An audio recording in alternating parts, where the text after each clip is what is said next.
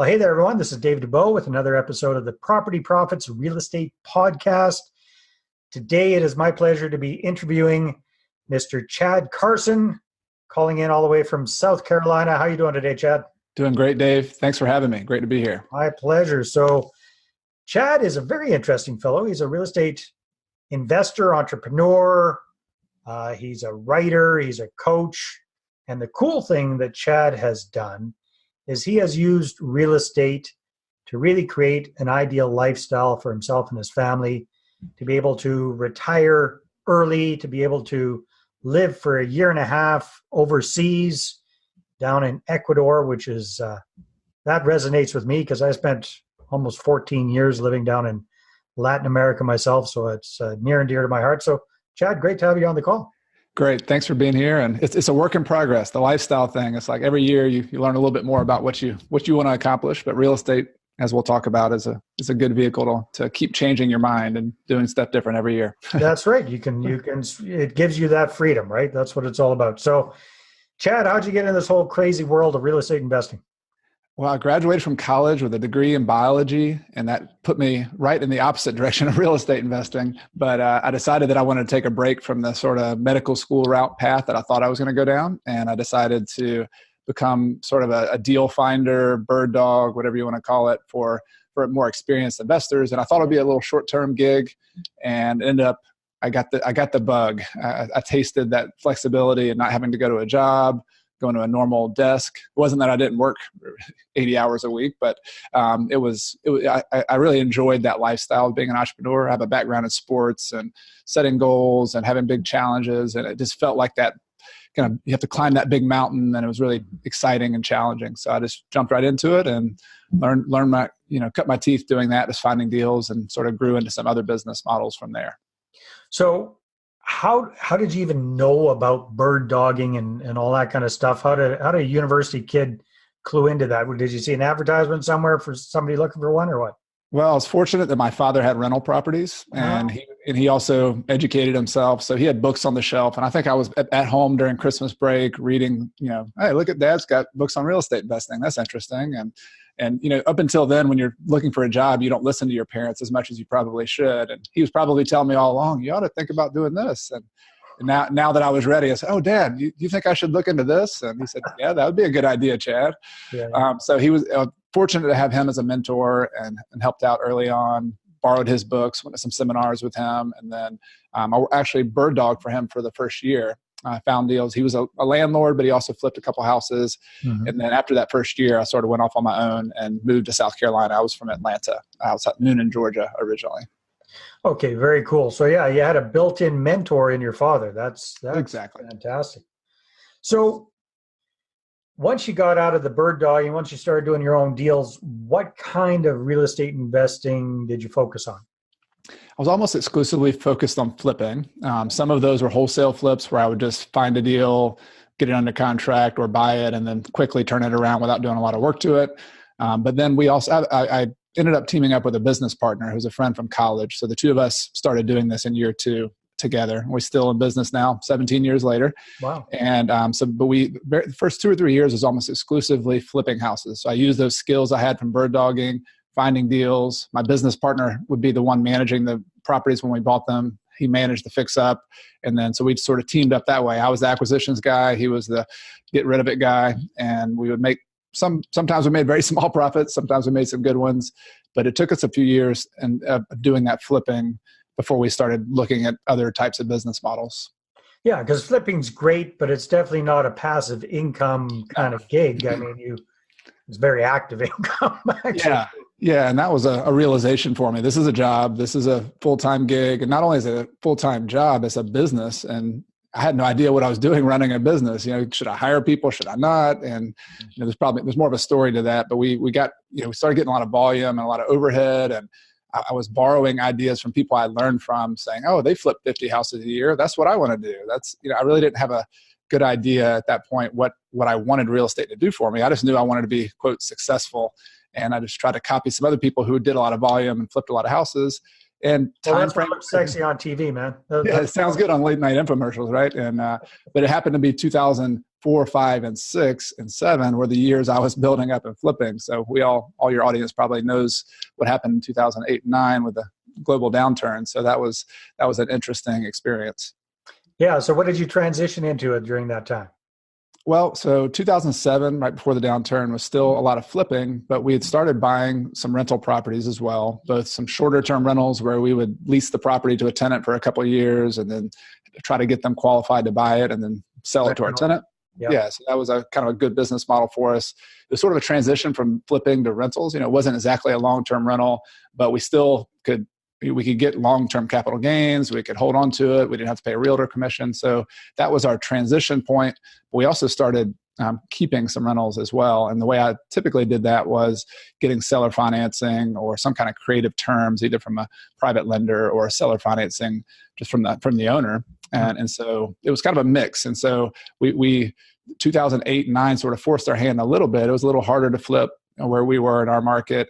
And so we just had to figure out how to hold on and become good landlords and become good at owning properties. And that was sort of forced upon us, but we learned how to make that business model work. So is that your main focus is nowadays on buy and hold of single family homes as rental properties? Well, a few single family. That was originally what we did. We do buy and hold. Yes, that's my main focus. I'm in a small college town. And so we sort of stumbled upon college rentals a little bit in that same period. And we stumbled upon it because I moved into a fourplex. I did a house hack where I lived in one unit and rented out the other 3 units. And so I was living for free that entire time. That helped a little bit. But then that was successful. It worked. The rent started going up a little bit even during the recession. And I saw other opportunities for fixer-upper properties like that. So we have evolved now to the point where most of our units, I'd say 3/4 of our units, are college student rentals. And we're sort of in the lower price range of the college student rental market. We don't have the nice new stuff with lazy rivers and pool houses. We have affordable houses, people, grad students, people paying their own way through college. We try to find that little niche within our market. So is it a house with multiple rooms in it and each student gets a room, or is it a house that you rent out completely to one tenant? Yeah, it's truly a multi-unit. So we have duplexes, fourplexes, we have a 12-plex. Most of them are smaller we have 12 is the biggest we have, but we do have some houses, but a lot of the towns, this might be common in other towns too, but Clemson, where I am, they have a rule that you can only rent to 2 people who are unrelated if you have a house. So you could have a 7-bedroom house if you wanted to, but inside the city limits, you can't rent to more than 2 people. So they sort of got rid of the rooming house, just eliminated that. And so you have to find multi-unit properties that you can rent. And it depends on the zoning. So it pays to know your zoning in the town, but you have to find that true apartment buildings to get more students in there. That's really interesting because my understanding of student rentals, and I'm based up here in Canada, is the big appeal is to get a house with 7 rooms in it and get 7 tenants in that house. That's how you really crank up the cash flow. How are you able to make a normal rental a superior cash flow by renting to students versus anybody else? It sounds like a normal rental to me.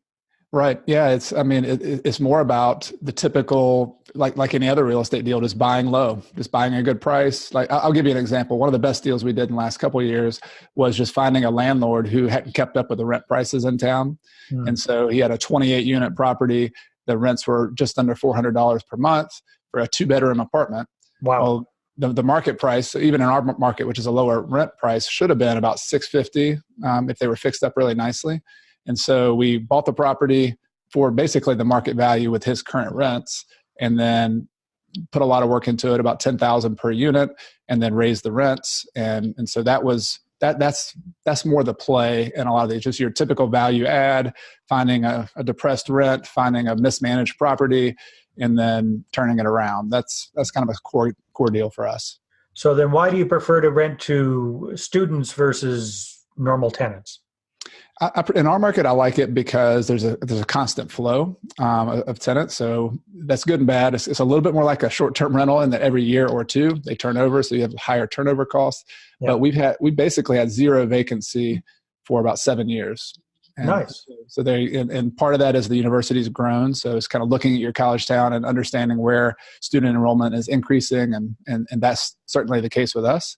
And so I I don't prefer college rentals just because it's absolutely better than every other niche. But in my town where I am, it's the niche to be in if you want to keep your rentals full, if you want to get a little bit more of a premium. It's not a huge premium, but I rent to college students for about 3/4 of them. I also rent to faculty members. So I like those professors who come in and stay for 7-8 years instead of just always renting. So I kind of a balance between those two.